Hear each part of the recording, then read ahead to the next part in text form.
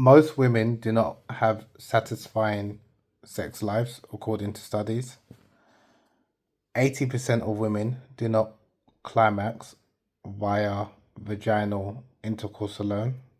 So, just by penetration alone, most women do not experience an orgasm. Another study reported that 62% of women are not satisfied with their sex lives. And then there was another study that was conducted in the US of over 50,000 people, which found that 65% of women usually or always orgasm when intimate compared to 95% of men.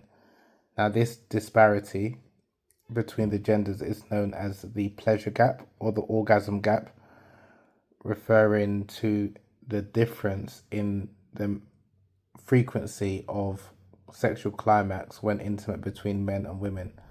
So, heterosexual women are less likely to experience an orgasm during sex compared to heterosexual men or lesbian women or homosexual men.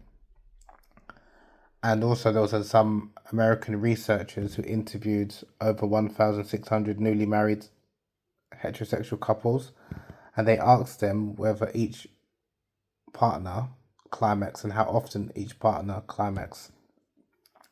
And they noticed, so what the study revealed was that 87% of husbands said that they consistently experience an orgasm during sexual intimacy compared to 49% of wives.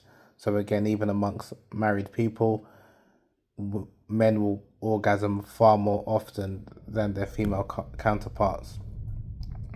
Now, the discrepancy, like I mentioned, in relation to sexual orgasm or sexual climax is known as the orgasm gap. And unfortunately, a number of men are oblivious about this issue. A number of men aren't aware that women do not climax just as much as men. And this maybe because the woman might be faking an orgasm, and it might be because of male ignorance.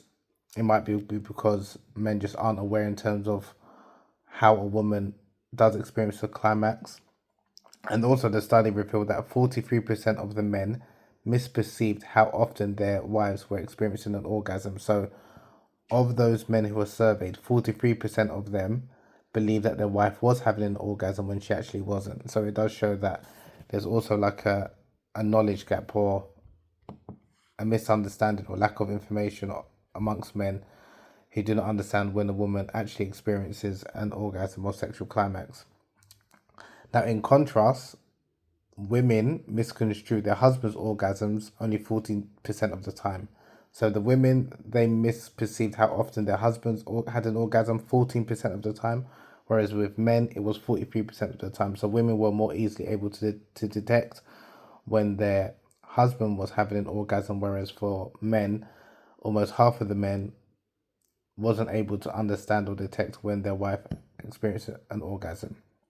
So many studies have shown that women do orgasm more often when they're actually by themselves, actually via self-pleasure, via masturbation, than when a man is involved, unfortunately. Because a number of studies have shown like over 90% of women, some studies have reported that 92% of women experience an orgasm when they're by themselves. So a woman is far more likely to climax when she's alone.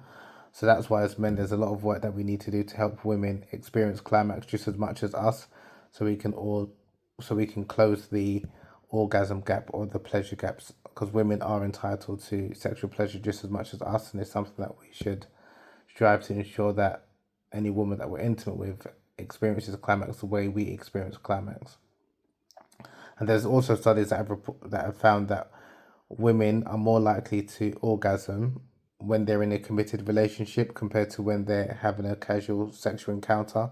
So if a woman is having like hookup sex, she's less likely to orgasm. Whereas if a woman is in a loving, committed relationship, usually a marriage or long-term committed relationship, where there is obviously usually intimacy and love between the two parties, she's more likely to experience an orgasm, because for many women, they require emotional intimacy in order to fully let go and experience sexual climax. Whereas for a number of men, that's not necessarily the case. A man can experience a sexual climax without even being connected emotionally to the female, to the woman that he's having intimate relations with.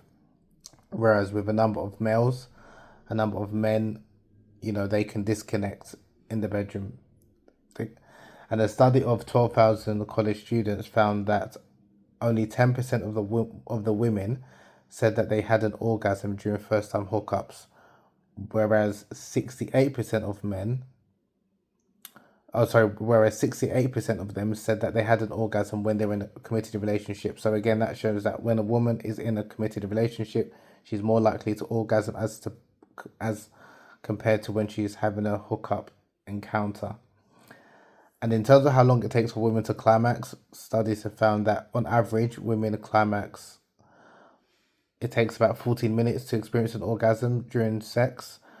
But in terms of when a woman is self-pleasuring or masturbating, it can take between 2 to 5 minutes. Some studies have said 8 minutes. So a woman is, again, also not only more likely to climax when she's masturbating, but it's also quicker for her to climax during masturbation because, again, she knows her body, she knows what turns on, and there isn't that pressure of maybe trying to perform for the man or being worried about what the man may say and think about her. So again, but in comparison, men on average can climax within, it takes us 5.4 minutes. So again, there is this time gap as well that men climax far quicker than women.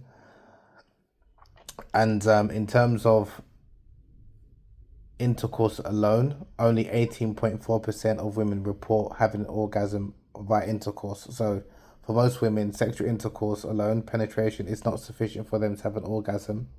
Most women require clitoral stimulation, whether it's the external clitoris or the internal clitoris via the G-spot, other parts of the K-spot, but most women require clitoral stimulation in order to orgasm, and penetrative sex alone is not sufficient because it doesn't directly stimulate the clitoris. It indirectly stimulates the inner clitoris, but for many women, they need more clitoral stimulation in order to orgasm. And a number of women have reported that they faked an orgasm.